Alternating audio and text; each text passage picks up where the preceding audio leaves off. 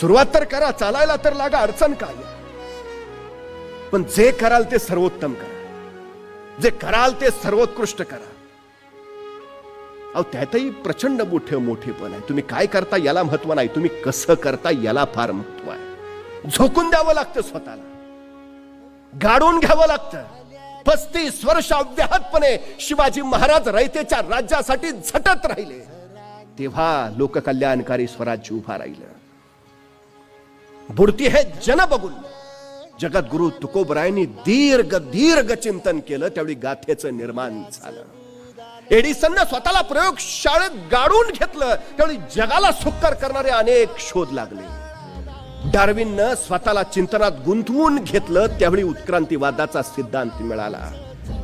सहज कुणालाच कधी काही मिळालं नाही आणि मिळतही नाही. कष्टाची तयारी ठेवावीच लागते, मेहनत करावीच लागते. संधी आणि शक्यता निर्माण होत असतातच, संधीचं मेहनतीत रूपांतर करता आलं पाहिजे आणि मेहनतीवर कष्टाचं फळ मिळतच. पण कष्टाचं फळ मिळाल्यावर एका फळावर संतुष्ट राहायचं का त्या फळाची बीज आणखी कुठं कुठं पेरायची आणि त्यातून अपार मिळवत राहायचं, हा विचार तुम्हाला समृद्धीकडे नेतो. हा विचार फार महत्वाचा आहे. यशस्वी व्हालच, पण सर्वोत्तमतेचा ध्यास